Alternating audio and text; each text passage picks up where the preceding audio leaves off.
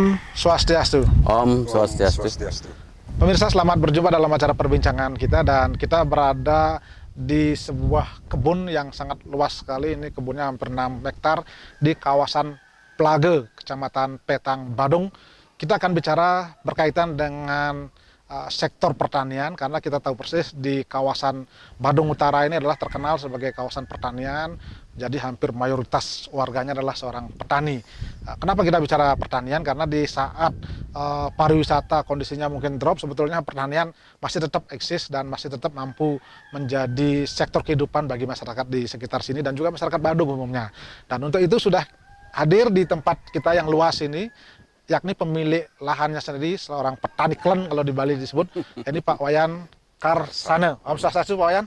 Swastiastu. Sehat Pak ya? Sehat. Luar biasa nih kebunnya Bapak ya, luas sekali ya. Ini ada apa namanya, kebun jeruk ya? Jeruk luar biasa. Dan di sebelahnya adalah Pak Camat Petang, Pak Wayan Dharma. Om Swastiastu, Pak. Swastiastu, Bapak. Sehat Pak Camat? Astung harus sehat. Luar biasa Pak Camat, ini seger terus karena udaranya baik ya. Ya, baik. Saya mulai dari Pak Wayan Karsane nih. Sebagai seorang petani ini lahannya luas sekali. Berapa hektar Pak punya lahan ini? Ini untuk lahan saya ini berjumlah 6 hektar. 6 hektar, tapi yang produktif mungkin 5 hektar. Ya, artinya kok ada bisa berisi produktif itu, maksudnya 1 hektar itu untuk apa itu? Itu adanya jurang itu. Jurang PJ namanya gitu. Jadi 5 hektar ya luasnya. Dari 5 hektar itu apa yang ditanami yang banyak sekarang?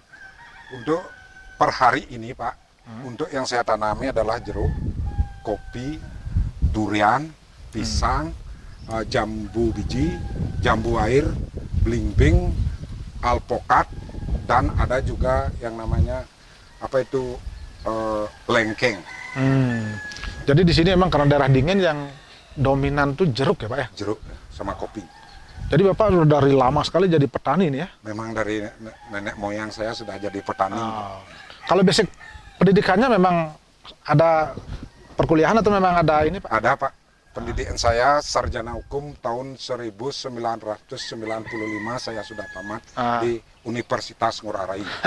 Berarti sarjana hukum Pak? Kok bisa jadi petani nih? Bukan jadi pengacara atau jadi...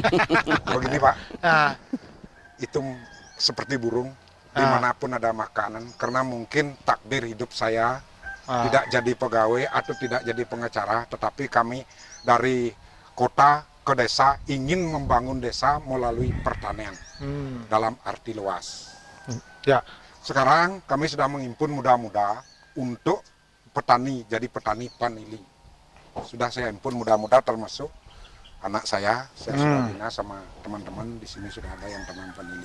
Ya, ya logikanya kan Bapak dulu pasti orang tuanya petani juga ya? Petani juga. Artinya kan kenapa tidak mencari sarjana pertanian itu, mungkin kenapa kok ke hukum itu, mungkin cerita awalnya kenapa begitu Begini, Pak? pertama saya anggap petani itu adalah kotor.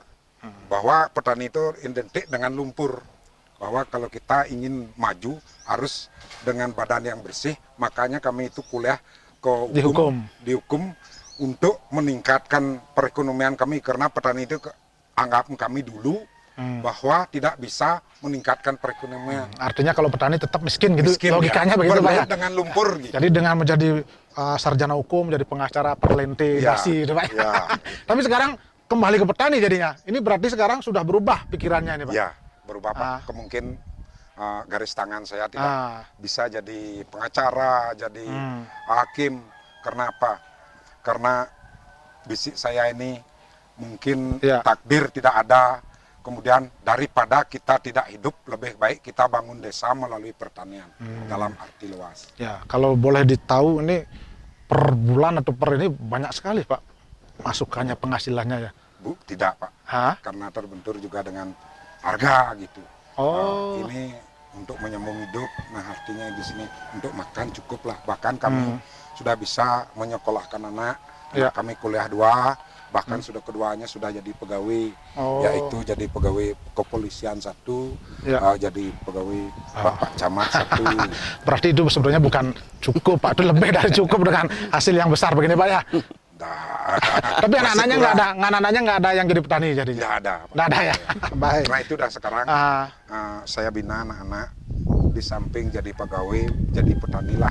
Nah, Biar ada hasil sampingan. sampingan. Wih, petani jadi sampingan, Pak. Oke, Pak Camat sekarang, Pak Wayan Darmo, ini luar biasa. Ini sektor pertanian di kawasan Petang ini luar biasa. Ini sebetulnya memang menjadi sektor andalan apa yang menjadi khas di sini ya, selain jeruk tadi ya?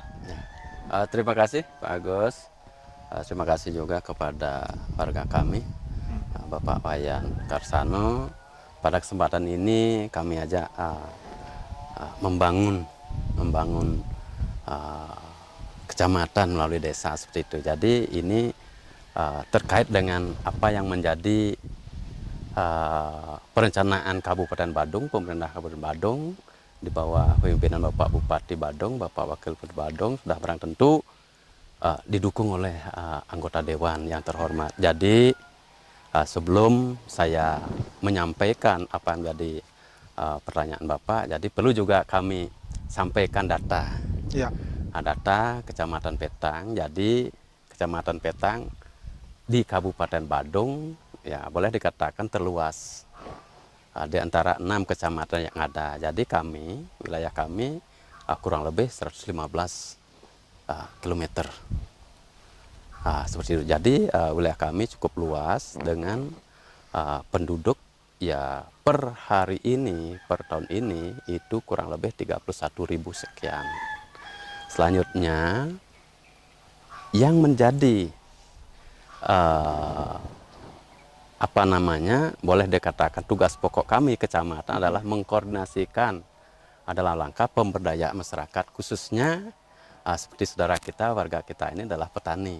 Ya. Pertanian dalam arti itu. Jadi dari tadi sudah sampaikan bahwa memang kami di Kecamatan Petang ya boleh dikatakan wilayah kita ini kebanyakan adalah wilayah pertanian dalam arti luas seperti apa yang saya sampaikan tadi. Ya. Ada pertanian sawahnya, ya daerah selatan itu Petang Selatan, pertanian sawah atau yang disebut dengan wilayah sumber air lah seperti itu. Terus kalau utara seperti di sini, khususnya di Desa Plago ini, jadi kita ini semua wilayah Desa Plago khususnya, Desa Plago ini bentangannya hanya pada pertanian dalam arti subah abyan. Ya seperti tadi disampaikan apakah itu jeruk, buah-buahan, jambu, sayur-sayuran juga, sayur-sayur luar biasa dan bahkan sayur yang ditanam di daerah Plago ini ada asparagus, Pak Agus. Oh iya, asparagus yang itu yang terkenal kan di sini ya, Petang ini ya. Dan bahkan menurut data yang kami terima, penyampaian dari dinas terkait yang menangani hal itu, bahwa asparagus kita, sayur asparagus ini menjadi yang terbaik. Barangkali itu sementara, Pak Agus. Ya, baik. Kita hentikan dulu sejenak, Pak Camat ya, Pak Wayan. Nanti kita akan elaborasi lebih banyak karena ternyata memang luar biasa potensi pertanian yang ada di Petang ini ya.